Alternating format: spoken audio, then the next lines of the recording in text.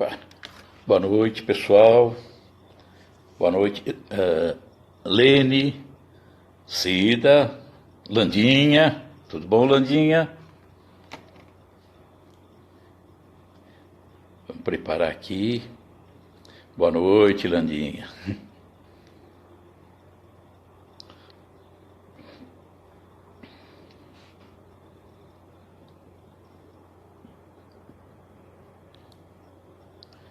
Mauro, boa noite, Lene.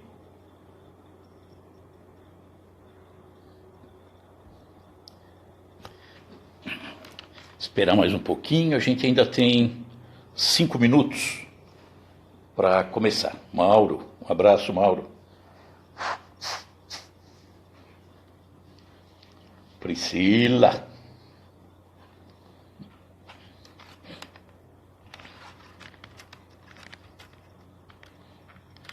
Tainá. Tudo bom, Tainá?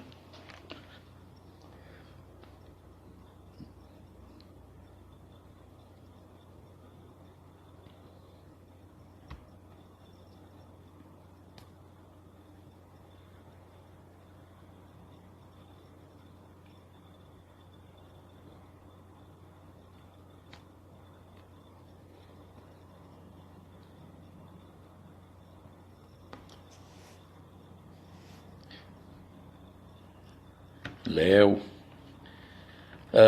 Nós estamos também pelo YouTube, tá? Além do Instagram, youtube.com/Adilson com A maiúsculo, juntinho, F de Ferreira, né? F maiúsculo, Ferreira, APF maiúsculo, tá? Então, Guilherme, Léo, tem gente aí, que bom a gente estar junto, tá? Mais um pouquinho a gente começa e hoje nós vamos falar de Jesus, aquele Jesus que a humanidade conhece, né? Ou deveria conhecer, aquele Jesus de 2000 anos atrás. E que é uma pena porque a humanidade também não conhece. Deveria conhecer, mas não conhece. Conhece pouco. Precisaria conhecer mais, né? Então mais um pouquinho a gente começa.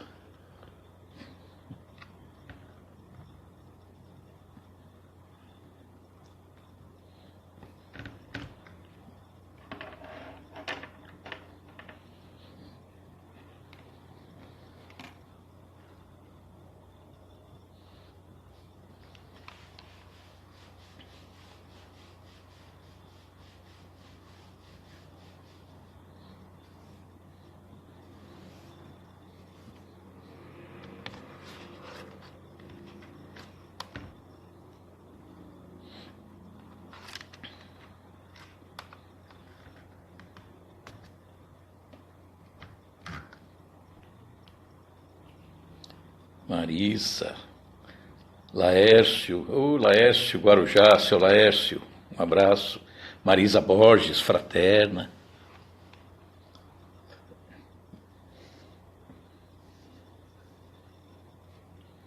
Frederico, Fred. É bom a gente se encontrar sempre.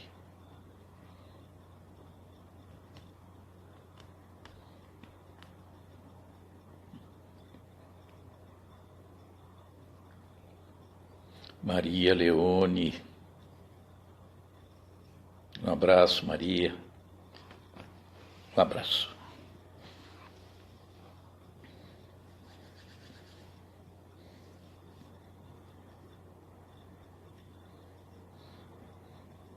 Bete. Ei, quanta gente bonita. Renata. Tudo bom, Renata?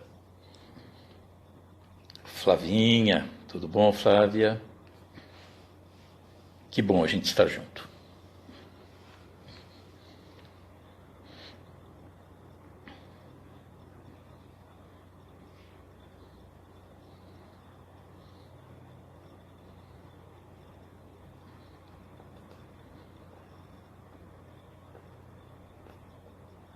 Boa noite, Renata. Boa noite.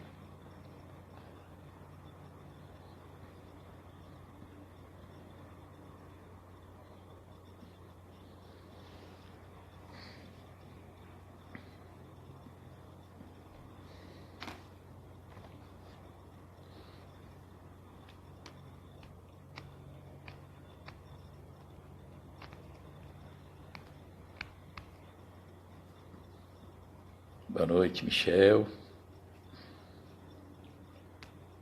Sim, que ótimo, estamos juntos, Flávia. Que bom. Bom, está na hora. Vamos então fechando os nossos olhos e trazendo à nossa frente a figura serena, bondosa de Jesus, o nosso mestre maior. E a Ele agradecemos pela oportunidade que nos dá de estarmos reunidos para conhecê-lo um pouco mais. Qualquer um de nós quer conhecer cada vez mais aquele amigo mais querido. E não pode haver amigo mais querido que Jesus. Então vamos conhecer esse Jesus, trazer esse Jesus para os dias de hoje, um Jesus na atualidade, um Jesus no século XXI, para que ele possa estar conosco em todas as situações com as quais nos defrontamos. Com ele ao nosso lado, as coisas se tornam tão mais suaves, tão mais bonitas, porque é o amigo que nos acompanha, é o amigo que nos encaminha, é o amigo que nos dá o incentivo para descobrirmos sempre o melhor caminho. Que assim seja, graças a Deus. Bom, nas últimas três semanas, nós falamos de um Jesus de 3.500 anos atrás, ainda mais para trás, né? Um Jesus antes de Jesus, muito antes de Jesus. E nós vimos um Jesus que montou a terra, né? Ajuntou a terra, juntou os elementos para dar a forma, para nos deixar a oportunidade de nascermos aqui, de encarnarmos nesse planeta. E esse Jesus de muito tempo atrás, esse Jesus de muito antes do Jesus que nós conhecemos, que é esse Jesus de 2.000 anos, nós falamos em 3 lives. E nós falamos na última que o povo hebreu estava aguardando a chegada do Messias. O Messias estava para chegar. E aquela expectativa. Mas que Messias? O que eles imaginavam desse Messias? E aí nós vamos agora entrar na fase em que Jesus está chegando. O Jesus que nós conhecemos, né? O Jesus de 2.000 anos atrás. Então é dele que vamos falar agora. Então, a chegada do Messias se aproximava. E a conduta do povo judeu continuava a mesma, né? Orgulhoso e ainda com um agravante. O sofrimento havia endurecido ainda mais o coração daquele povo. Aquele povo que passou por tantos exílios, por tanta dominação, acreditava sempre e cada vez mais em um Messias libertador. Mas libertador do quê?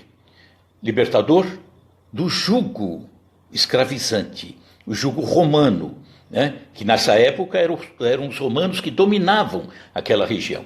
Então, eles queriam a liberdade.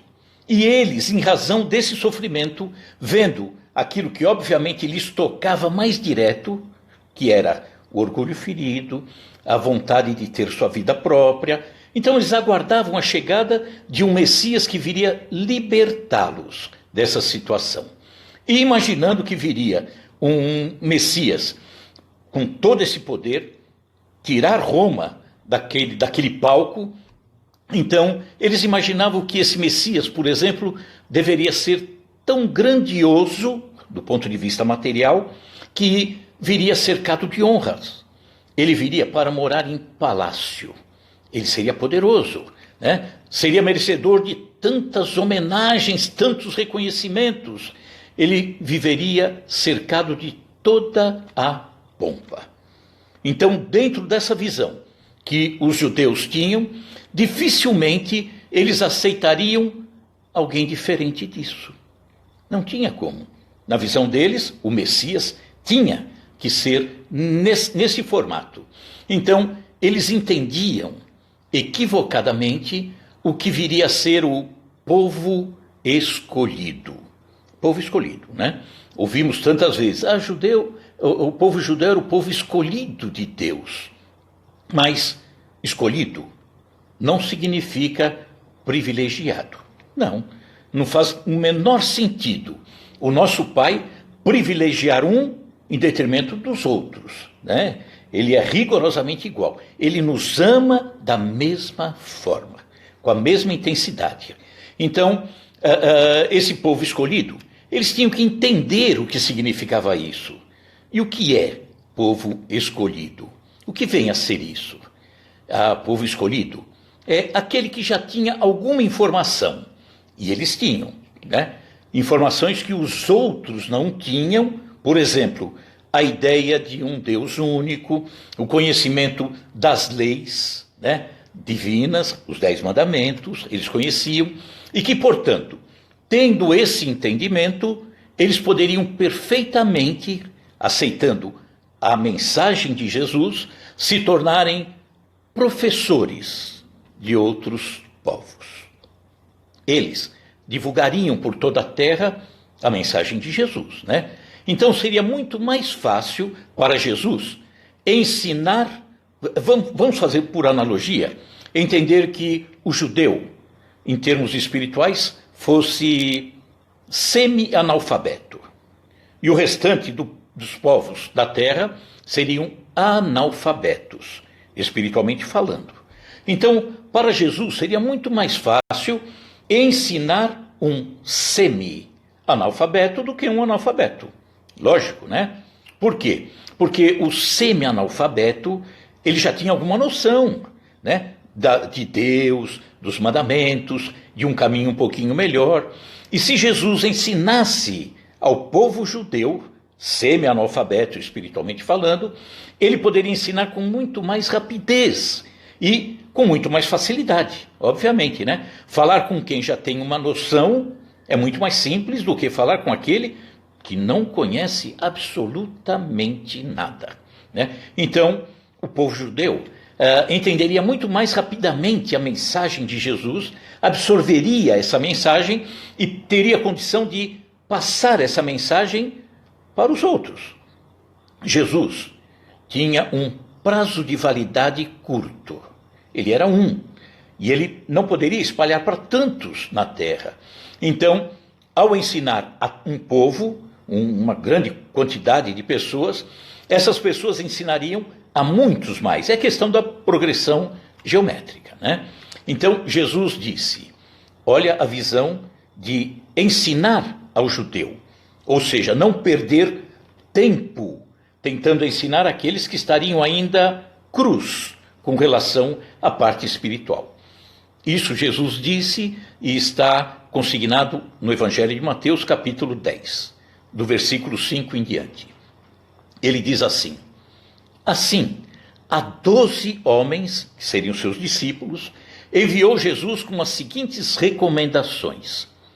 Não vos encaminheis aos gentios, ou os pagãos. Não vão para os pagãos, não é hora ainda. Nem entreis em cidade alguma dos samaritanos. Samaritanos, não sei se vão se recordar, era o povo judeu que havia ido para um exílio e que fora do seu território havia se misturado um pouco com outras culturas e até com um pouquinho de outras religiões. Então Jesus dizia, não vos encaminheis aos gentios, são os pagãos, nem entreis em cidade alguma dos samaritanos. Antes, porém, buscai as ovelhas perdidas da casa de Israel, que seriam os judeus que ainda não se encontraram, espiritualmente falando, e que precisariam ser orientados para encontrar, obviamente, o melhor caminho. Então, esse Messias, que é Jesus, que viria, ele traria uma mensagem do mais puro amor. Jesus. Até porque ele não trouxe o amor, ele era o próprio amor. Aquele amor que conduz ao respeito ao próximo de forma indiscriminada. Jesus nos chamou a essa atenção. Vamos aprender a amar indiscriminadamente, ou seja, o amor universal. Esse era o objetivo. Jesus viria como Messias para que cada um de nós buscasse querer para o outro aquilo que quer para si mesmo, né? Então, vamos pensar bem. Naquela situação, naquele episódio, naquele contexto todo, fatalmente a sua mensagem não poderia concordar com a continuidade das práticas efetuadas de acordo com as leis mosaicas. Lembra que nós falamos de algumas leis colocadas em prática pelo próprio Moisés, que ele teve que dizer que elas vieram do alto, né, da espiritualidade. Mas ele é que as colocou, que era a forma de segurar aquele povo ainda tão endurecido. Então, um Messias que viria a trazer o amor, o respeito, fazer ao outro o que quer que faça a si mesmo, esse Messias que viria chamar a atenção para o cumprimento das leis divinas, os 10 mandamentos, né? Só que de uma forma com muito mais amor. Aí é que é a diferença. Então, ele não poderia, obviamente, concordar com a continuidade das leis mosaicas, né? As leis divinas, ele nunca mudaria, porque vieram do alto e elas são eternas. E até, pelo meu entendimento, foi ele mesmo quem trouxe e as entregou a Moisés. Agora, leis mosaicas, não. Né? Elas foram necessárias no início da caminhada daquele povo tão endurecido, mas que deveriam ser substituídas, e aí chegava o Messias para isso, substituídas pela lei de amor, de perdão. Então, ele disse, não vim destruir a lei, vim dar cumprimento. Mas ele vinha para destruir as leis mosaicas, natural. Não poderia continuar aquelas agressões. Recordam-se da mulher adúltera. Ele nunca poderia concordar com o apedrejamento daquela mulher, de forma nenhuma. Então, com a vinda do Messias, seria o despertar da consciência. Vamos lembrar aqui Paulo de Tarso. Paulo de Tarso que veio depois de Jesus, né, que levou a mensagem aos gentios. Na sua primeira carta aos Coríntios, Paulo de Tarso diz assim: quando, no entanto, chegar o que é perfeito, o que é imperfeito será extinto. Perfeito e imperfeito. Não é o perfeito absoluto e o imperfeito absoluto. Hoje, eu busco estar mais perfeito do que ontem, melhor do que ontem. Mas amanhã buscarei uma nova perfeição. Mas perfeição cabe aí? Cabe sim.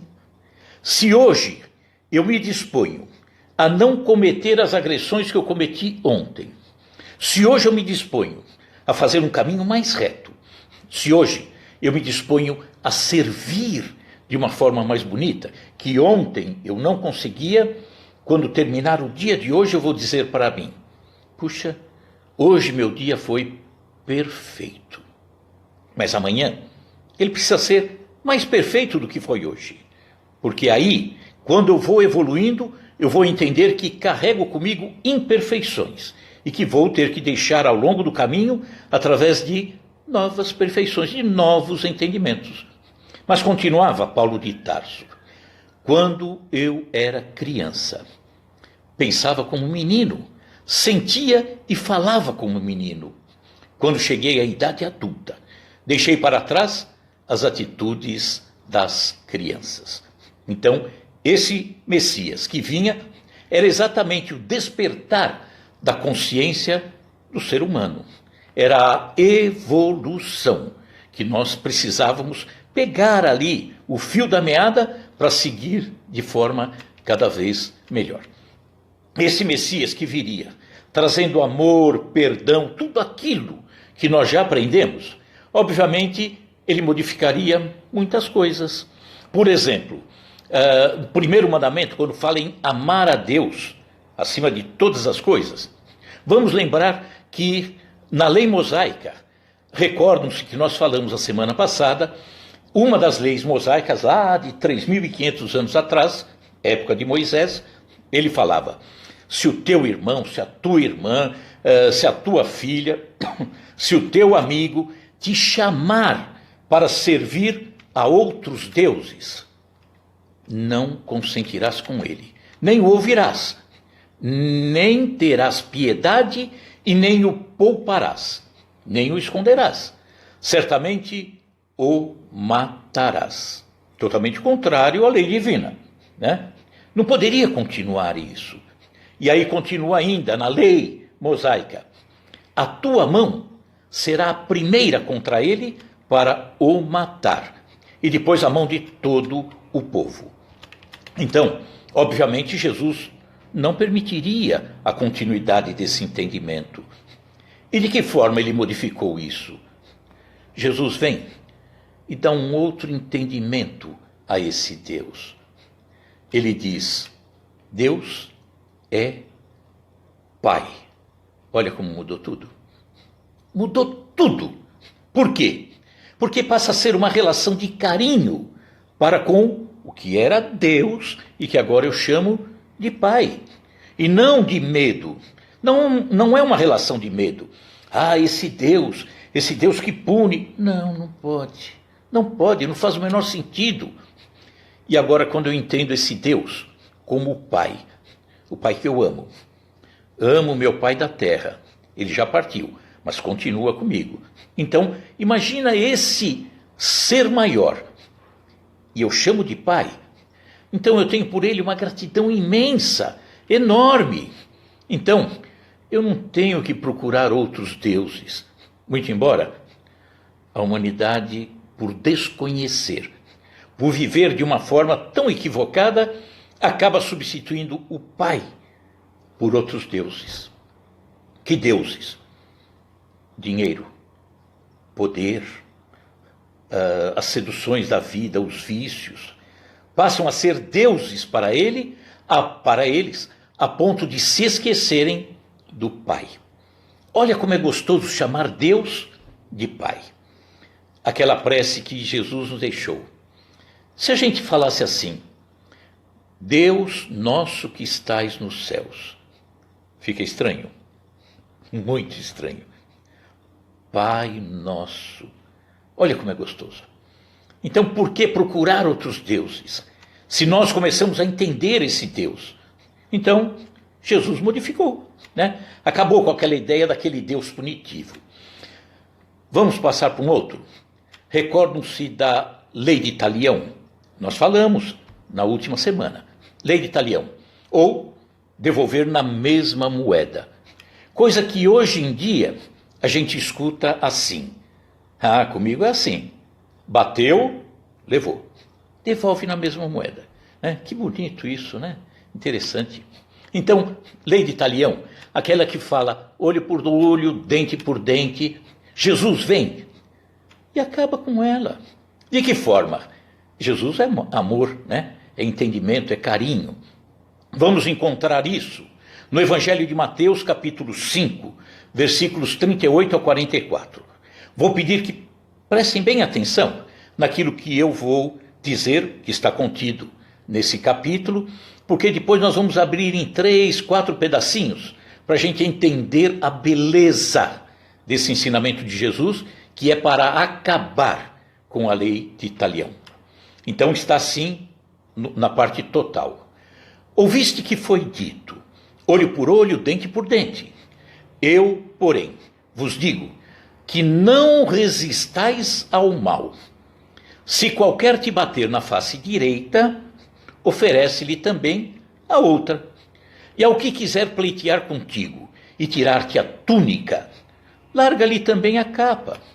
E se qualquer te obrigar a caminhar 1 milha, vai com ele 2. Dá a quem te pedir, e não te desvies daquele que quiser que lhe emprestes. Então, lei de Talião é devolver ao outro. Olha o que Jesus quis dizer com isso que está narrado no Evangelho de Mateus. Recordam-se que eu li: não resistais ao mal. Não brigue com o mal. Não faça o mal contra o mal. Não, de forma nenhuma. Faça o bem. Então, resistir ao mal seria eliminar o mal através do bem, porque é o bem que anula o mal. Não faz sentido devolver na mesma moeda. Quando ele diz assim, não brigar com a treva. Por que brigar com a treva? Para eliminar a treva, basta acender uma luz. Se eu estou na treva, na mais densa treva, e eu acender um palito de fósforo, a treva acabou. Já existe luz. Pequena, mas existe. Então, pague o mal com o bem. Olha quando ele diz ainda, no mesmo Evangelho de Mateus, se qualquer te bater na face direita, oferece-lhe também a outra face, né? O que é a outra face? Moeda. Nós temos duas faces na moeda. Então, tem um lado e tem o outro. Quando Jesus diz, se alguém bate na tua face, existe uma outra face, né? E qual é essa outra face? Quando alguém se exalta contra você, você oferece a ele o outro lado da exaltação. Qual é o oposto da exaltação? Mansuetude. Já viu quando alguém chega até você, chega gritando, e você responde baixo? Como a pessoa fica sem condição de continuar? Funciona. A outra face da intolerância que alguém dirige a você é a tolerância. A outra face da agressão é a não agressão. A outra face da ofensa é o perdão. É isso que Jesus falava. Então não vá brigando, não devolva o mal com o mal. Ainda, narrado no Evangelho de Mateus, diz, ao que quiser pleitear contigo e tirar-te a túnica, larga também a capa. Isso tem a ver com desapego, né? Desapegar-se inclusive do orgulho. Muitas vezes estamos defendendo até o desnecessário, mas seguramos, não queremos ceder. Então muitas vezes é uma questão de orgulho. Olha a sabedoria imensa, infinita de Jesus. Ele continua assim, e se qualquer te obrigar a caminhar 1 milha, vai 2 com ele. O que significa? Se eu estou caminhando, ao invés de 1, caminhando 2 milhas com aquele que me agride, aquele que não me compreende, aquele que me maltrata, eu vou ter mais tempo para conversar com ele, mais tempo para ter a possibilidade de ganhar aquele irmão, de conversar com ele, de ensinar, expor algum ponto de vista. É por isso que diz, se ele pede para andar 1, anda 2. Você vai ter tempo de dar a ele um exemplo daquilo que você é na sua caminhada e que pode ficar marcado no coração daquele outro, né? Então, o que ele quis dizer, não rechaçar o outro, como se fosse um animal peçonhento. Normalmente fazemos isso, né? Não gosto dele, me agrediu, já parto para cima, já jogo fora como se ele fosse um animal doente. Não. Outra ainda, está no Evangelho de Mateus. Ele diz assim, dá a quem te pedir, e não te desvies daquele que quiser que lhe emprestes, né? Dá a quem te pedir, e não te desvies daquele. E aí nós perguntamos, quantos nos pedem, muitas vezes, um sorriso, um abraço, um ombro amigo? Não só não damos, como ainda mudamos de calçada. Vamos para o outro lado, né? Mudamos de calçada, deixamos a pessoa abandonada. Então, nós vamos ver que hoje, perguntamos, vigora essa lei dente por dente, olho por olho, a lei de Talião? Ela existe. A rigor, a justiça humana não pode permitir, né, que seja feito justiça pelas próprias mãos. Mas se pensarmos um pouquinho, de certa forma, a lei de Talião ainda existe. Sabe aonde? na erraticidade. O que vem a ser erraticidade? Estamos aqui encarnados. Quando desencarnamos, vamos para o outro lado. E lá, no outro lado, que é a erraticidade, vamos tomar consciência do que fizemos e o que precisamos retornar para corrigir. Então, nós precisamos acertar isso tudo. Só que lá do outro lado, eu vou analisar o meu comportamento e vi que não foi muito bom, que eu vou ter que arrumar, vou ter que acertar. E aí, quando eu quero voltar, muitas vezes eu estou aplicando em mim o mal que eu dei ao outro. Lei de Talião, de certa forma né? Vamos lembrar que o próprio mestre disse: se teu olho foi motivo de escândalo, arranca-o. Tenho certeza que aqui ninguém viu ninguém arrancando o próprio olho, né? Impossível, não tem. Então, Jesus estava errado? Não. Do outro lado, na erraticidade, vendo o que eu fiz de equivocado, aí eu vou querer arrancar em mim aquilo que me serviu de perdição. Adultério. Lembram-se do adultério? A mulher adúltera, aquela coisa toda. Vamos ver se Jesus concordaria com isso. O mandamento, um dos mandamentos, que é o 10º, dos 10 mandamentos, diz assim: não cobiçarás a casa do teu próximo, nem a mulher do teu próximo, nem coisa alguma dele. Entretanto, na lei de Moisés, 3.500 anos atrás, diz assim: também o homem que adulterar com a mulher do outro, havendo adulterado com a mulher do seu próximo, certamente morrerá o adúltero e a adúltera. Jesus destrói isso. Destruiu totalmente. Vamos lembrar que Jesus se encontrava numa praça, lá em Jerusalém. De repente, os escribas, os fariseus, trouxeram diante de Jesus uma mulher que havia sido pega em adultério. E olha que bonito. Eles dizem assim: mestre, essa mulher foi pega em adultério. E a lei de Moisés diz que essas tais têm que ser apedrejadas até a morte. E estavam tentando Jesus, né? Ver o que Jesus ia fazer. Porque os escribas, os fariseus, doutores da lei, eram especialistas em querer deixar Jesus de túnica justa. Túnica justa. Ou seja, não ter saída, não ter como escapar. E aí Jesus faz uma coisa. Ele se inclina no chão e começa a escrever no solo. Com o dedo, escrevendo no solo. Mas eles insistiam. E aí, Jesus, o que eu faço com essa mulher? E aí Jesus se levanta e diz: olha, aquele dentre vocês que estiver sem equívoco, pode atirar a pedra, fique à vontade. Diz que os mais velhos foram os primeiros a se retirar, e depois os mais novos. Por quê?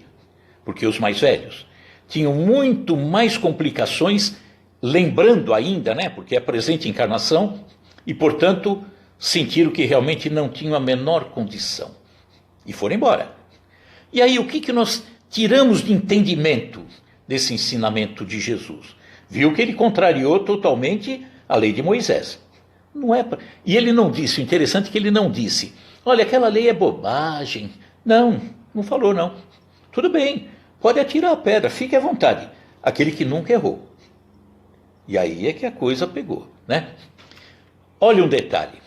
Jesus escreve, quando eles estavam apontando o dedo para a mulher, Jesus escrevia na areia. Por que na areia? Porque o tempo apaga. A água apaga. O vento apaga. Até o Alzheimer hoje em dia apaga a lembrança daquilo. Agora, como que seria o nosso comportamento diante dessa situação? Será que seria igual de Jesus, né? Ao ouvir um episódio como esse? Ou a gente diria: ah, foi pega? Nossa, com quem? Nossa, onde que ocorreu? A gente faria isso, será que não? Jesus não.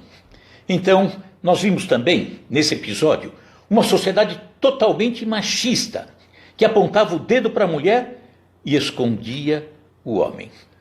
E Jesus não perguntou, ela foi pega em adultério?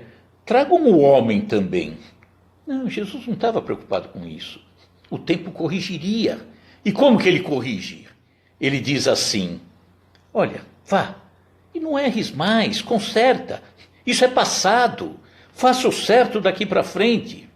E aí nós perguntamos com relação a adultério, essa coisa toda. Como andam as coisas nos dias de hoje? A mídia incentiva um comportamento leviano. Incentiva o sexo irresponsável. Incentiva a nossa juventude a prática do sexo cada vez mais cedo. Quantos adultérios, inclusive, acontecem apenas no pensamento. Não teve o ato em si, mas o pensamento complicou tudo. E a responsabilidade é a mesma. Acontecendo o ato ou ele ficando aqui dentro, o equívoco está praticado, né? Querem ver? Eu tenho a pretensão de matar alguém. E eu sei que essa pessoa passa na frente da minha casa todos os dias, numa determinada hora. Todos os dias. Eu compro um revólver, me escondo atrás do poste. Naquele horário certo, fico esperando a pessoa passar por ali. E aquele dia, ela não passa. E eu não a matei. Será que eu estou inocente perante a minha consciência? Não. Só faltou acontecer o ato porque a pessoa não passou, né? Mas eu pretendia matá-la. Então, nós não fazemos, às vezes, as coisas da maneira correta, mas nos sentimos tão à vontade. Por quê? Porque ninguém percebeu. Não falei para ninguém, nem punido pela lei eu consigo ser, mas eu sou punido pela minha própria consciência. E aí é complicado. Outra coisa também, Moisés havia alertado o povo para não conversar com os mortos. Recordam-se disso. Mas por que ele fez isso? Moisés fez isso porque o povo, lá atrás, há 3.500 anos atrás, vivendo no Egito, haviam aprendido com o povo egípcio a conversar com os mortos. Mas questões levianas, vazias, sem interesse algum. Então eles haviam aprendido isso. Mas era necessário tirar deles esse vício. Porque senão eles viriam para a nova terra, a terra prometida, trazendo os vícios que haviam adquiridos lá no Egito. Moisés tinha que acabar com isso. Então, ele proíbe a consulta aos mortos. Não vamos. E o interessante é que vários segmentos religiosos, ainda nos dias de hoje, dizem que é impossível conversar com os mortos. Por que Moisés teria proibido? Proibir aquilo que não existe não faz o menor sentido. E mesmo assim, nós sabemos que o diálogo, a conversa entre o nosso plano e o outro plano depende deles estarem prontos a conversar conosco. Costumamos falar que o telefone toca de lá para cá, não daqui para lá. Então, Jesus também revogou, de certa forma, essa lei de Moisés. Em que sentido? Há um local na Palestina chamado Monte Tabor. Fica na Galileia. E esse monte, nesse local, Jesus subiu, acompanhado de Pedro, João e Tiago, e no alto desse monte ele se transfigura, ele se ilumina. Diz que ficou um sol naquele momento. E aparece ao lado dele, materializa-se ao lado dele, Moisés e Elias. E ficam no maior bate-papo os três. Então, será que Moisés não tinha percebido que tinha desencarnado? Ele proibiu conversar com os mortos, mas ele estava ali dialogando com Jesus. E Jesus dialogando com ele e com Elias. Então, é a mediunidade. Só que a mediunidade que precisa ser bem empregada. Costumo dizer que a mediunidade, ela precisa ser, obviamente, bem utilizada, com um fim nobre, auxiliando, ajudando sempre. E a mediunidade é mais ou menos como... já viram aquelas pessoas que fazem entalhes em madeira? Pegam um tronco de madeira, um formãozinho, aquele formão se chama goiva. E ali ele começa a entalhar aquele tronco, e aquele tronco, peça bruta, se transforma numa linda peça de arte. Quem produziu aquilo foi um instrumento chamado goiva, que é um formãozinho pequeno. A goiva, ela serve para fazer uma linda obra de arte, se a pessoa sabe utilizar. Se não sabe utilizar, ele é excelente para decepar o dedo. Mediunidade é isso. Mediunidade nós temos que aprender a utilizar em socorro às pessoas, em socorro aos espíritos necessitados. Então, jamais poderia prevalecer uma proibição dessa. Então, Jesus, obviamente, revogou essa proibição de Moisés. Sobre as guerras, é interessante porque lá, nas leis mosaicas, Moisés tinha deixado assim: quando você invadir uma cidade, for entrar numa cidade, essa é a lei mosaica, 3.500 anos, se você chegar na porta da cidade e propor paz àquele povo, e eles aceitarem a paz, e abrirem as portas, fizerem paz com você, você pega aquele povo e os obriga a trabalhos forçados, e ele te servirá. Se ele não fizer paz, entra, passa todos os homens ao fio da navalha e leva o restante. Leva as mulheres, as crianças, tudo que tiver. Olha que interessante. A gente diz, eu não posso fazer ao outro o que eu não queria a mim mesmo. Se eu voltar lá na época de Moisés, eu vou ver também em Deuteronômio que ele falava assim: mas os egípcios nos maltrataram, isso povo hebreu, judeu, falando de 3.500 anos atrás. Mas os egípcios nos maltrataram e nos oprimiram, sujeitando-nos a trabalhos forçados. Então, clamamos ao Senhor, o Deus dos nossos antepassados, e o Senhor ouviu a nossa voz e viu o nosso sofrimento, a nossa fadiga e a opressão que sofríamos. Por isso, o Senhor nos tirou do Egito. Só que ao sair, ele faz a mesma coisa com os outros. Eu proponho paz para aquela cidade. E se ele me abrir a porta, eu entro lá, aprisiono aquele povo e o torno escravo. Não faz o menor sentido, né? É estranho. Aquele Jesus que vem para falar em perdoar e amar o inimigo. Se alguém te fere, né, uma face, dá outra. Reconcilia-te com ele. Então é estranho. Esse Jesus precisava vir rapidamente para nos deixar todos esses entendimentos. Então, nós vemos tantos episódios que Jesus precisava vir de qualquer forma, só que não seria entendido por um povo tão bruto ainda, que ainda não havia compreendido e não poderia ter a continuidade de Jesus, tranquilidade nesse cenário todo. Então, vem Jesus. Jesus vai nascer. Semana que vem, estaremos falando sobre a chegada do Messias. Esse Messias totalmente diferente. Nós vamos falar da chegada dele, em que ano ele nasceu. Aí vocês vão falar, nasceu no ano 0. Não. Jesus nasceu no ano 4, 5, 6, antes da era cristã. Nasceu dia 25 de dezembro? Também não. Então, vários episódios que a gente vai mudar um pouquinho o nosso entendimento sobre os acontecimentos de 2.000 anos atrás.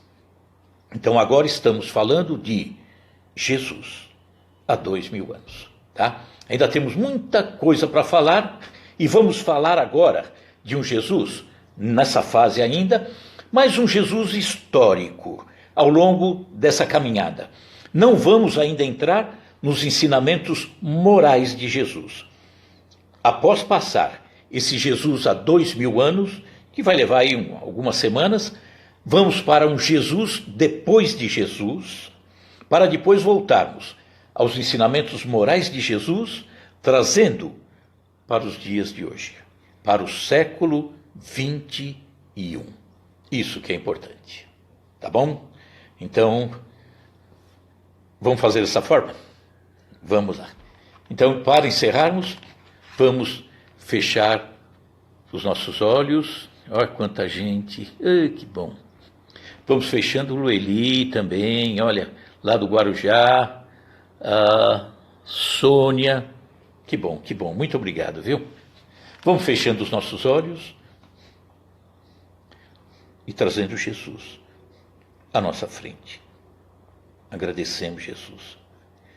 Tanto carinho. Ah, Jesus, como você nos acolhe em todos os instantes. Quanto precisamos aprender. E você, Jesus, nos ensinou por todo esse tempo. E continua nos ensinando hoje. E vai continuar nos ensinando por todo sempre. Só precisamos ter ouvidos de ouvir e olhos de ver.